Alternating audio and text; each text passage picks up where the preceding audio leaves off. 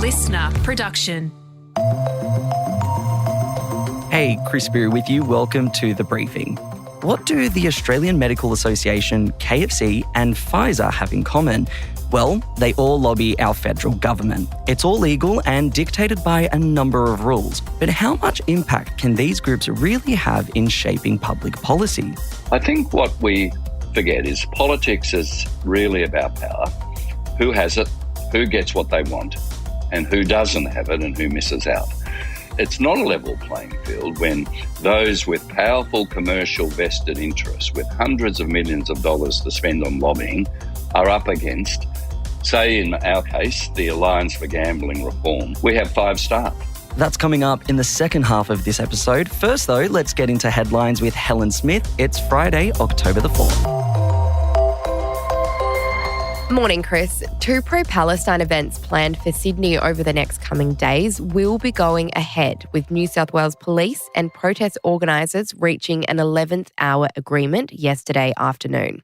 It comes as police took to the Supreme Court to have a rally and candlelight vigil organised by Palestine Action Group stopped, citing safety concerns. The protests planned for October 6 will be going ahead with an alternative route. That was done to avoid crowds passing the Great Synagogue in Sydney's CBD after police raised concerns it could be provocative. As for the vigil planned for October 7, that will also still be taking place, but will now be a standing vigil, which, unlike a moving protest, doesn't require a permit in New South Wales for organisers, Helen. So moving now to the conflict in the Middle East at the moment, the IDF has now told residents of 70 towns in South Lebanon to evacuate immediately. And that's as it presses on with its cross-border incursion and as its strikes continue to hit central Beirut. Militant group Hezbollah says it has repelled several land operations by Israeli troops with ambushes and direct clashes, and they are slightly better placed than Israeli troops, Helen, because they are better acclimated to the region. Israel maintains it won't stop its attacks in Lebanon until the 60,000 residents displaced from its north can return home, while its war cabinet is still deciding how it will respond to this week's missile attacks from Iran. Israel's UN ambassador has said retaliation will be soon, that's a quote, while Joe Biden has said he does not support Israel attacking Iran's nuclear sites, but has left the door open for Israel to strike Iran's oil reserves. Over in the US, ex-First Lady Melania Trump has doubled down on her support for abortion rights, posting a video to social media after her views were revealed in leaked excerpts from her forthcoming memoir, Melania. Individual freedom is a fundamental principle that I safeguard. Without a doubt, there is no room for compromise when it comes to this essential right that all women possess from birth. Individual freedom. What does my body, my choice really mean? Whoa, okay. My immediate thought was that sounded like a perfume commercial, Helen. I don't know about you. Yeah, look, it's really highly produced and the video is quite beautiful as well. This was in response to those excerpts leaked from her memoir. They read, quote, "It is imperative to guarantee that women have autonomy in deciding their preference of having children based on their own convictions, free from any intervention or pressure from the government, and that restricting a woman's right to choose whether to terminate an unwanted pregnancy is the same as denying her control over her own body. I've carried this belief with me throughout my entire adult life," end quote. Oh, look, it's an interesting take given that her husband, Donald Trump, was instrumental in overturning Roe v. Wade, a ruling that had protected federal abortion rights in the state since 1973. Now, look, her memoir is due out next Tuesday, less than a month before Election Day. And look, abortion and female reproductive rights has been a major topic throughout the debates and this whole election campaign. A spokesperson for Kamala Harris, the Democratic nominee, has told The Guardian that, quote, "Sadly for women across America, Mrs. Trump's husband firmly disagrees with her and is the reason that more than 1 in 3 American women live under a Trump abortion ban that threatens their health, their freedom and their lives." Yeah, it is a really interesting kind of take that we're seeing from Melania, considering, as you said, her husband's views. And the timing for her memoir, I've got to say, it's pretty random. While your husband is trying to become the president again and campaigning. And it's like, I really want to know what else is going to be in this book and if it will impact him winning the vote in November. Yeah, and it's interesting because we haven't really heard much from Melania. And now she's kind of come out of the woodworks to plug a memoir. I mean, look, you and I love a shameless plug, but this for me is just slightly too convenient and maybe a little superficial. It could be, but I'm also thinking it might also be another way to swing voters who aren't sure and might agree with Trump, but then not agree with the harsh abortion bans. So it could be trying to win the best of both worlds. Back home now, where documents released under Freedom of Information laws last night have revealed Gina Rinehart asked the National Gallery in Canberra to permanently dispose of 2 of her portraits. So those portraits were by award-winning Indigenous artist Vincent Namatjira. And look, Helen, this made headlines everywhere and it was all that we could talk about back in May. And we know that Australia's richest woman, she wasn't exactly pleased with at least one of the portraits when it did the rounds. But documents showed that she appealed directly to the gallery's chair, Ryan Stokes, to take down her so-called portraits. Yeah, there were more than 26 emails sent from Rinehart's supporters.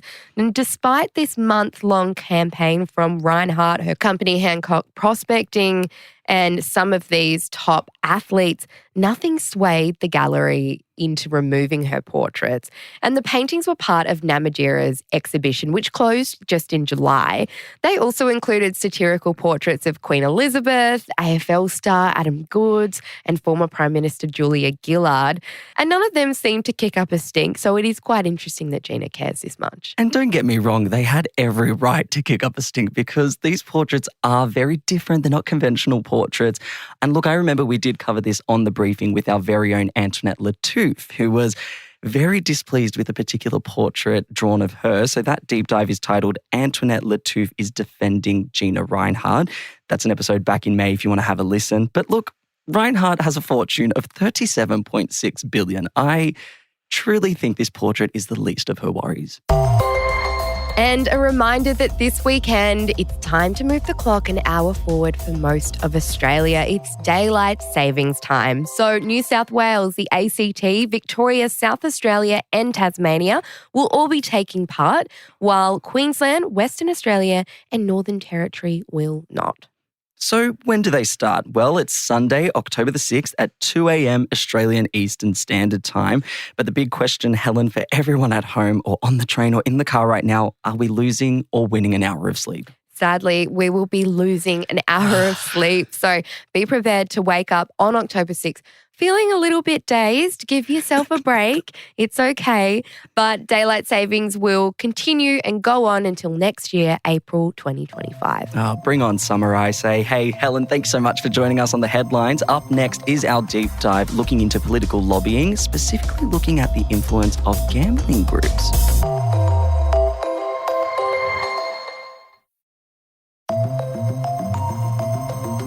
Hi, Sasha Barbagat with you for the briefing. Lobbyists have been working behind the scenes with governments for years. These are groups that have a range of interests and advocate directly with our elected officials. It's perfectly legal, and well-known lobbyists include the Australian Medical Association, Kmart, Pfizer, and even KFC. It's all part of how democracy runs here in Australia. Lobbyists register with the government, and elected members have to list any of the gifts they receive from them over the value of $300.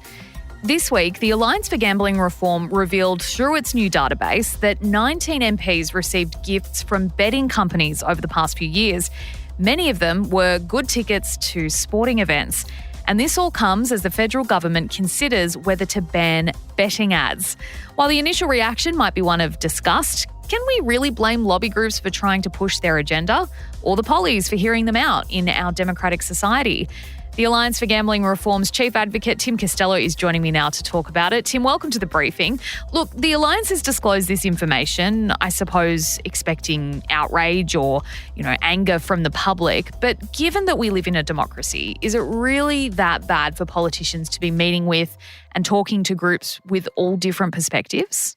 No, a democracy requires politicians to talk to people from all backgrounds, from what I'd call vested commercial interests and civil society groups like us who are speaking up for those who have gambling harm. Of course, they should speak to all of them. The real difference is this. When the access, and because of power and the ability to give gifts, is disproportionate, particularly in a time, if you're talking about gambling, when they are literally deciding whether to clip the wings of the gambling industry as recommended by the Murphy inquiry, whether taking tickets from Tab and Sportsbet and freebies right at this moment is appropriate. Now, we didn't know about this. We've developed this influence engine to flush it out, and absolutely meet with them, but be transparent and let the public know who you're meeting with. Have the MPs not done that by disclosing on the register that they have accepted these tickets? Yes, that's how we found it, but the register is so labyrinthally complex, nobody would have found it except for us actually forming this almost like a search engine of declarations. Some declarations are handwritten. They're all over the shop, these declarations. So that's how we have found them, but actually putting it together to get a picture of what's happening really required a development of this tool. How big and powerful is the gambling lobby? It is massive. So Australians lose the greatest amount per capita in the world, now up at $32 billion. The nation that comes second is Singapore, and that's 40% less than us. The rest of the world look at us and they go, that is unbelievable. How did that happen? If America's blind spot is guns, how did guns go everywhere in America? Ours is gambling. So we have 75% of all the world's pokies in pubs and clubs. Most pokies are in a casino in the rest of the world. That's destination gambling. I don't have any problem with that. You've got to get there. You've got to plan to gamble. You've got to get home. When they're on every fifth block and totally accessible, that's one of the reasons we have the greatest losses in the world. And then when it comes to sports betting ads, 1 million a year on free-to-air TV, that's unheard of in any other countries. 4 European countries have banned all ads altogether, which is what the Murphy report recommended here. What does the government actually stand to gain from, accepting sporting tickets from gambling lobby groups or listening to them or meeting with them? We know the benefit that can be gained by the gambling lobbyists because they want to be able to keep doing what they're doing. But what can the government actually get in return? Like, what does successful lobbying look like on the gambling lobby group's part? Look, on their part, it's really saying, as a politician, Australians love one thing, it's sport. And if you're seen with sporting success at AFL Grand Final, NRL Grand Final, they're always there at the breakfast, they're always making Prime Minister, Opposition Leader speeches, they're photographed with the presidents and often the players. Australians go, oh, well, that politician understands me because I love sport. Now, what's happened with the gambling industry was I didn't have any problem with the fact that horse racing and greyhounds racing basically existed for gambling. They're sports, horse racing and greyhound racing, but they only exist for gambling. What happened was the gambling industry got greedy. It said, we can own AFL, we can own NRL, we can own cricket. And so kids' heroes who are league AFL cricketers now literally are owned by the gambling industry. So different to the Football Association in the UK offered hundreds of millions of dollars by Sportsbet, and they said, no, you're not going to own soccer. You're not going to groom kids. Here, it was the opposite. So that's what politicians actually get. They get the residue glow of being seen around something that Australians love, sport, AFL, NRL particularly. I'm keen to hear from you. And I think some people might be surprised to learn just how powerful and influential lobby groups can be. And we've talked about gambling this morning, obviously, but I'm interested to hear from you what other groups have had success in being powerful lobbyists for the government and also, what they've achieved policy-wise. Yeah, so we have watched recently the power of the pharmaceutical industry and pharmacies being exercised over the vaping issues. And I don't think any of us realised how powerful that group was and the attack they could assault. We're very aware of fossil fuels, of just the access of the biggest mining companies and CEOs. And often people, I think, get confused here. They say, well, yes, government has to talk to them and they have to talk to climate change activists. I think what we forget is politics is really about power. Who has it, who gets what they want, and who doesn't have it and who misses out. It's not a level playing field when those with powerful commercial vested interests with hundreds of millions of dollars to spend on lobbying are up against, say in our case, the Alliance for Gambling Reform, which is, fighting for people who've had harm from gambling. We have 5 staff.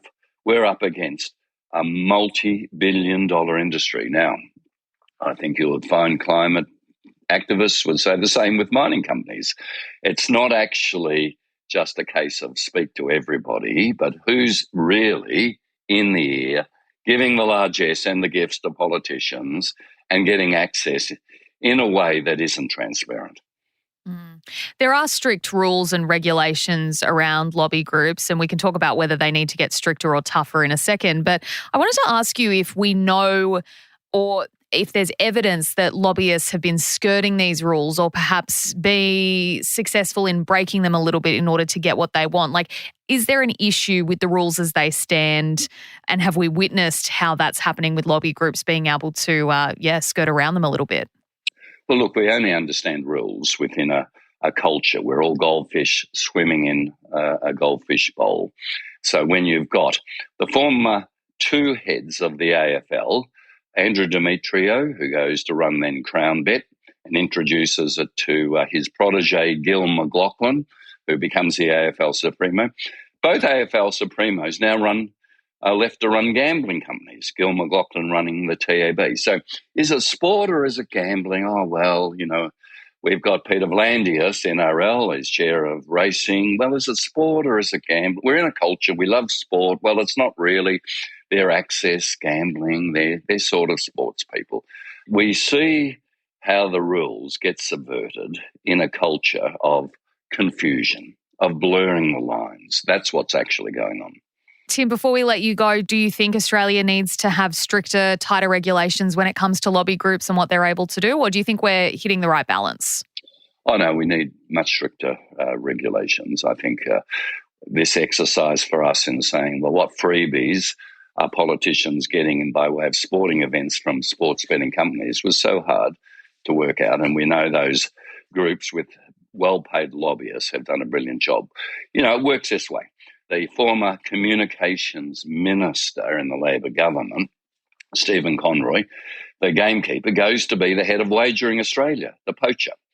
Kai Cantwell, who was the chief of staff for Coalition Minister Anne Rushton, who was in charge of regulating gambling advertising, he now has gone to run the wagering organisation from gamekeeper to poacher.